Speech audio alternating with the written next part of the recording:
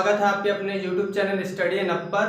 आज हम लोग बौद्ध धर्म के बारे में पढ़ेंगे, क्योंकि आज हम लोग जानते हैं कि आज बुद्ध पूर्णिमा है। तो इसी अवसर पर हम लोग आज बौद्ध धर्म के बारे में पढ़ेंगे, क्योंकि जितने भी कॉम्पिटिटिव एग्जाम हैं, जितनी भी प्रतियोगी परीक्षाएं हैं, उन सब में बौद्ध धर्म से रिलेटेड क्वेश्चन आते रहते हैं। ठीक है, तो आज हम लोग बौद्ध धर्म के बारे में पढ़ेंगे और इसमें जितनी भी चीजें हैं बौद्ध धर्म से संबंधित, चाहे इस वीडियो में या अगर अगले वीडियो में जरूरत पड़ी तो उसमें सब कुछ कंप्लीट करा दिया जाएगा, जिससे कि आपको किसी भी प्रतियोगी परीक्षा में बौद्ध धर्म से कोई भी प्रश्न पूछा जाएगा तो आपको उसमें दिक्कत नहीं होगी। तो चलिए शुरू करते हैं बौद्ध धर्म।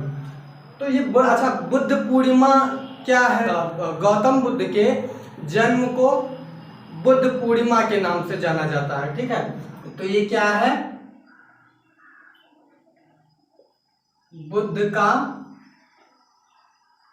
जन्म दिवस। ठीक है, जन्म दिवस। ठीक है, इसके बाद हम लोग विश्व के परिप्रेक्ष्य में बात करेंगे।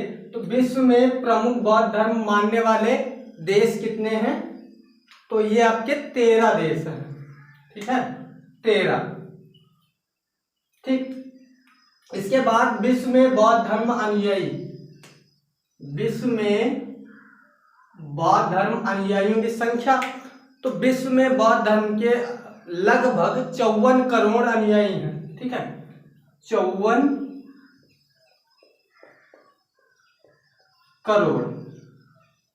उसके बाद बौद्ध धर्म के सर्वाधिक अनुयायी किस देश में है? तो बौद्ध धर्म के सर्वाधिक अनुयायी चीन में है।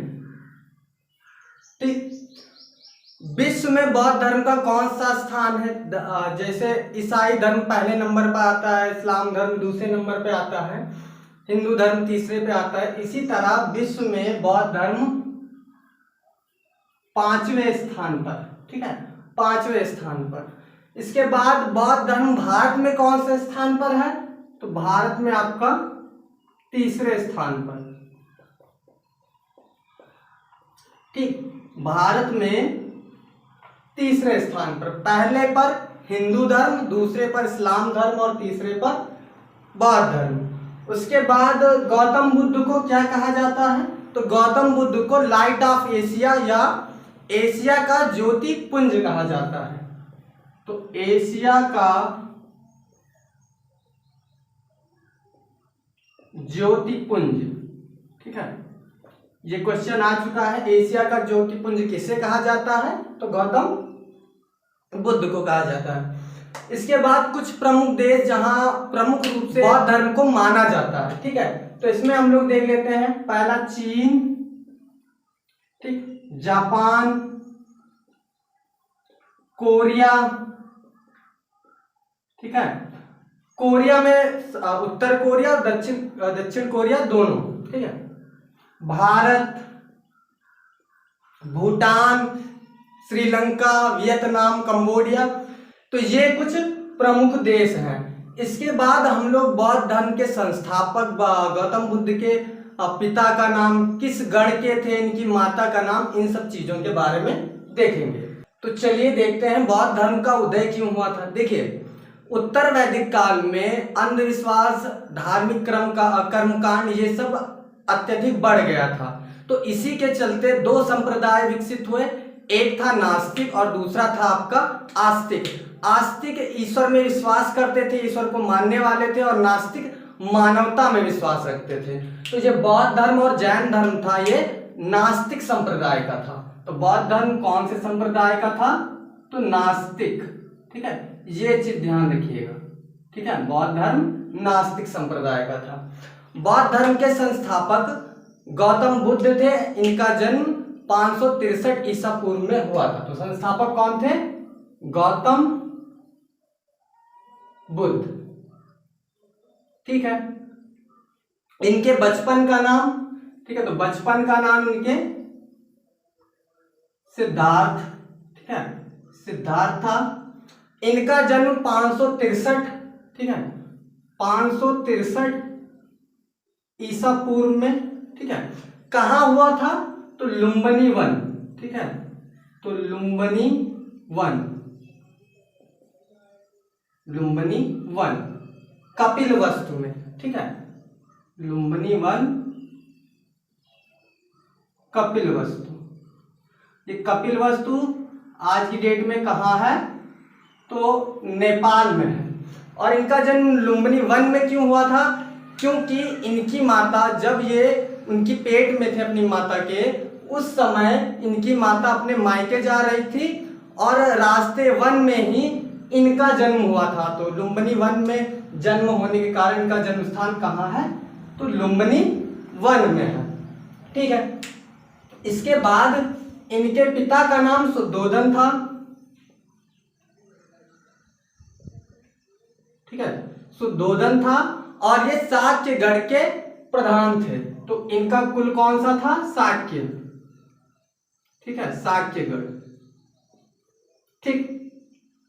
इसके बाद इनकी माता का नाम महामाया, महामाया देवी था, ठीक है, जो कोलियगढ़ की थी।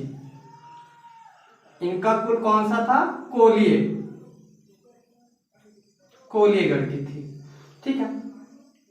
इनके जन्म के 7 दिन बाद, यानी गौतम बुद्ध के जन्म के 7 दिन बाद इनकी माता का देहांत हो जाता है। इसके बाद इनका विवाह, ठीक है। देखिए, जब इनका जन्म हुआ था तो इनके पिता ने इनकी कुंडली कौंडिन्य ऋषि को दिखाई थी। तो उसमें उन्होंने कहा था कि इस बालक की 2 गतियां हैं, या तो ये चक्रवर्ती सम्राट बनेगा या सन्यासी बन जाएगा।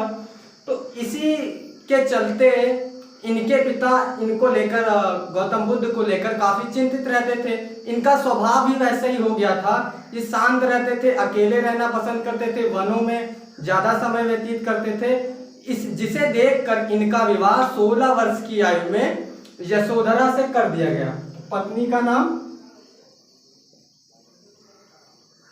यशोधरा, और गौतम बुद्ध का विवाह 16 वर्ष की आयु में हुआ था, ठीक है।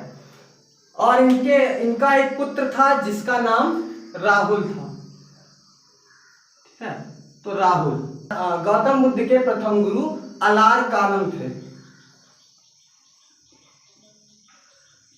ठीक। और ये कहाँ मिले थे? तो वैशाली में। गौतम बुद्ध को कहाँ मिले थे? वैशाली में। इनके प्रिय शिष्य का नाम आनंद था, ठीक। इसके बाद हम लोग पढ़ेंगे, ठीक है, कि कैसे इन्होंने गृह त्याग किया और कैसे इन्हें ज्ञान की प्राप्ति हुई, ठीक है, और किन चिन्हों द्वारा इन सबको प्रतीक किया गया। तो चलिए आगे देखते हैं। गौतम बुद्ध ने 4 दृश्य देखे थे जिसके आधार पर इनका हृदय परिवर्तन हुआ और इन्होंने गृह त्याग कर दिया। तो वो 4 दृश्य कौन कौन से थे?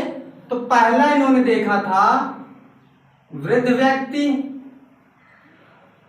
दूसरा इन्होंने देखा था बीमार व्यक्ति, ठीक है, और तीसरा इन्होंने देखा था मृत व्यक्ति, और चौथा इन्होंने सन्यासी को देखा था, ठीक है।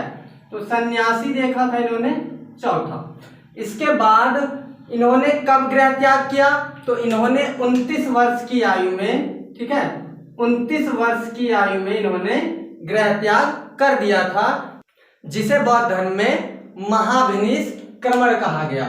ज्ञान प्राप्ति, तो गृह त्याग के 6 वर्ष बाद 35 वर्ष की आयु में, 35 वर्ष की आयु में इन्हें ज्ञान की प्राप्ति हुई। कहाँ? तो पीपल के वृक्ष के नीचे, ठीक है, पीपल वृक्ष के नीचे निरंजना नदी के तट पर, ठीक है। तो निरंजना नदी के तट पर इनको ज्ञान की प्राप्ति हुई और तब से ये बुद्ध कहलाए, ठीक है, तब से ये बुद्ध कहलाए। और उसके बाद हम लोग आगे देखते हैं कि इनके जन्म को किस प्रतीक द्वारा दर्शाया गया, गृह त्याग को, ज्ञान को, निर्वाण को और मृत्यु को।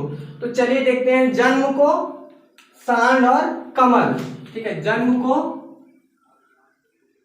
सांड और कमल, गृह त्याग को घोड़ा, घोड़ा, ठीक है। ज्ञान प्राप्ति को पीपल वृक्ष, पीपल वृक्ष। और निर्वाण को पद चिन्ह, ठीक है, पद चिन्ह। मृत्यु को स्तूप, ठीक है। तो इसके द्वारा इसको दर्शाया गया है। जैसे गृह त्याग को महाविनिष्क्रमण कहा गया, तो मृत्यु को क्या कहा गया और ज्ञान प्राप्ति को क्या कहा गया, ठीक है। इन्होंने अपने उपदेश सर्वाधिक कहाँ दिए हैं, तो ये सारी चीजें बहुत संगतियां हम लोग नेक्स्ट वीडियो में पढ़ेंगे। इसमें हम लोग देख लेते हैं कि इनकी भाषा क्या थी। गौतम बुद्ध की जो उस समय की साधारण बोलचाल की भाषा पाली, कौन सी भाषा थी, पाली भाषा थी। तो भाषा क्या थी इनकी, तो भाषा इनकी पाली, ठीक है। तो आशा है आपको ये वीडियो अच्छा लगा होगा। इसमें काफी सारी चीजें हैं, जैसे कि बताया आपको कि अगले वीडियो में इसको कवर कराया जाएगा। और बौद्ध धर्म से रिलेटेड कुछ भी जो भी आपका आने वाला एग्जाम है उसमें कुछ भी पूछा जाएगा तो आप आसानी से उसको कर पाएंगे। तो ज़्यादा से ज़्यादा इस वीडियो को लोगों में शेयर कीजिएगा, लाइक कीजिएगा, कमेंट कीजिएगा। यदि कोई डाउट है तो उसको कमेंट में लिखिएगा, उसको भी दूर करने की कोशिश की जाएगी। धन्यवाद।